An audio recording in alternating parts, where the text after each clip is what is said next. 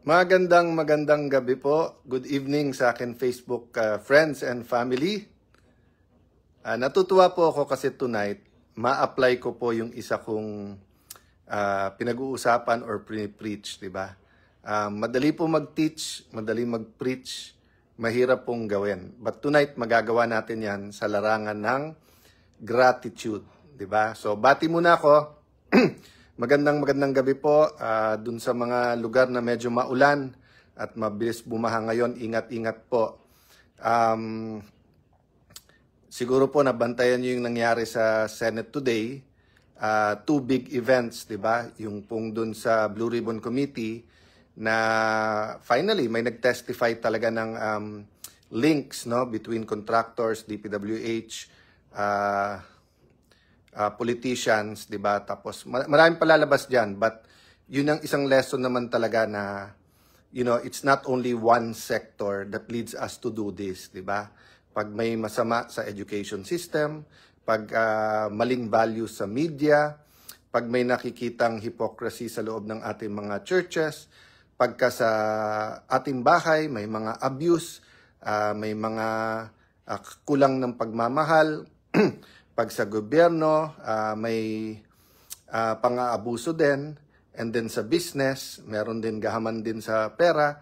So, ganito ang nangyayari na nagkakaroon ng vicious cycle of corruption. So, I just want to take note sa lahat ng nanonood, I'm with you in the disgust, in the, it's not just yung galit hindi lang disgust o inis, pero yung frustration ba na parang every time parang masosolve na natin ang problema, ma-minimize. Alam naman po natin na hindi naalis ang corruption pero babalik siya na mas grabe, 'di ba? So, dun sa mga nagtatanong ng palitan, bukas pa natin malalaman, although sa news meron mga lumalabas, no? But I want to take this opportunity nga na sa second part naman, 'di ba, na tanggal si Senate President Escudero at pinalitan ni Senate President Soto, at nakakagulat syempre yung combination ng mga senators na nagsama-sama para mangyari to. But ano ba pinag-uusapan natin every day sa CIA 365 or every time may broadcast, di ba? Ang sinasabi natin, banggitin ko muna to, sabi ni Kapihan sa barangay, good evening po, God first in everything you do. Put God first. Working in Israel siya. So, shalom sa iyo kapatid. So, di ba sinasabi natin gratefulness to heart. But parati ko sinasabi po, kung meron may sakit, nawalan ng trabaho, walang pambayad sa ospital, walang pambayad dun sa pangmatrikula, ang hirap mag-give thanks. Pero kung marirealize natin paano gumalaw ang Panginoon sa ating buhay, ano ang pagmamahal ng Diyos sa ating buhay, kung paano niya tayo pinapalaki bilang mga anak, magiging likha yung gratitude. So I want to practice that today, not just teach it. Na I want to thank God for our opportunity to serve together. Kasi minsan magkalabang kami ni Senator Cheese, minsan magkakampi. Since 1998 ko, ako yung youngest congressman, siya yung second youngest. Maraming beses kami nagkakampi, maraming beses din po kaming nasa kabilang side. Even in 2016, nandun po ako kay PRRD or kay President Duterte bilang Vice President niya. Si Senator Cheese naman na kay Senator Grace po. Despite that, when I was running for Senate President in 2016, sinuportahan niya ako. Nung magiging speaker ako, niyaya niya ko siya, baka gusto mong bumalik. And then eto, nagkaroon kami ng pagkakataon magtulungan. So I thank God for that. For my opportunity to be in the Committee on Higher Ed, on EDCOM. Tapos ngayon, bagamat napakaikli, yung sa banks, isang hearing pa lang, di ba, dito sa online gaming at yung paggamit ng mga e-wallets at saka yung mga link sa mga PAGCOR, yun pa lang yung hearing natin, di ba? Sa Committee on Justice, mag-hearing pa lang tayo, although naka-attend na ako sa JBC. So I don't know kung ano matitirang committee, kung ano ma-assign sa akin. Will remain in the minority, so may lunch kami tomorrow. Yung possibility na mag-minority leader nandun. But ang point ko po, mga kababayan, mga kapatid ko dito po sa Facebook, mga pamilya ko sa Facebook, I wholeheartedly give thanks to God. That doesn't mean that I'm not sad for Senator Cheese, especially for Senator Joel, who worked so hard. yung nabanggit ko kanina, no, na pigil na pigil at hirap silang sumagot dahil iniisip din nila yung Senate. Pag Senate Majority Leader ka, kailangan mo magpasa ng batas, so mahirap tirahin yung iba.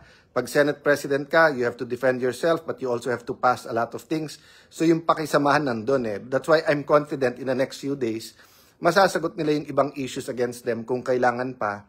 And parati naman kailangan sumagot ang public official kasi hindi na nila cargo yung majority ng Senado at how to deal with sensitivities para ipasa yung batas. Ngayon, the shoe is on the other foot, ika nga. Nandun na kay Senator Soto ngayon, na veterano naman at dati naman Senate President, kung paano i-balance lahat yung mga issues na nangyayari. So I wholeheartedly give thanks to God to have the opportunity to work with yung majority, have the opportunity to work with Senator Cheese, yung staff niya, yung staff ko, have the opportunity to work with the administration, against the administration, sa iba nilang policies, to have a chance to read the Supreme Court decision together with my colleagues sa Senate. Napakarami po. So, i-apply ko today po ha. Hindi po happy day in terms of results. But I know that God has an amazing plan. So, nandun pa rin yung pagiging grateful. And siguro, alam niyo naman, basta't ganitong oras, kalaro ko na si Cooper, basta't nandito na ako sa bahay. Mukhang may 3 sakit tapos may so sinabi ng doktor, i-confine. So nalulungkot din ako, but I praise God for him. And of course, pray ko na gumaling siya. So hindi kasi ako sanay na merong pet or may aso na nandito sa kwarto until dumating si Cooper. Sinasama ko pa yon sa office and everything. But I just wanna show you na what I'm telling you is nothing compared to a mom or dad who works abroad at hindi nakikita araw-araw yung pamilya nila. It's nothing compared to mag-asawa or magkapatid na nag-aaway, na mabigat away, magkapatid nag-aaway sa mana. What I'm telling you is nothing compared to a parent na nakitang naging addict yung anak. What I tell you is, in giving thanks, is nothing compared to someone who found out they have cancer or a terminal disease, di ba? Ginagawa ko lang example na kahit anong bigat ng ating hinaharap, we have to say thankful. We have to say thank you. We have to be grateful. Kailangan may thanksgiving sa Panginoon sa ating heart, 'di ba? Yun yung part ng pagmamahal sa Diyos. So, sabi sa reading ko today, 'di ba, na to live by faith, not by sight. Kasi sa tingin lang parang umuwi akong talo, olats eh. Pero actually, we know may plano si Lord at hindi pa pinapakita. So we can claim victory na by faith tayo po, no? And of course, we wish the next group well, no? Meaning para sa bansa to eh. Kaya nga sinasabi ko kanina na mabigat, pero pati going back to yung revelations dun sa hearing, napakabigat po after maraming nangyari over the last 30 years na mga corruption issues na akala nating nagbabago na yung bansa natin tapos mapupunta na naman sa ganyan. Which goes to my next point naman, di ba, na kailangan bantayan natin yung nangyayari. Sa ating pagiging grateful, kailangan we have the eye for opportunities. Yes, gusto natin suntukin yung pader. Yes, ito, umulan lang ng konti kung saan-saan bumabaha. Diba? But having said that, walang mangyayari kung walang pagbabago. Kaya sabi ko nga kanina, sana temporary yung politics, permanent yung change or tunay na transformation. Kasi nangyayari usually, permanent yung politics, pampolitika lang, kunwari matatakpan lang, konting reform, tapos mawawala. So, hindi po ako tatagal tonight.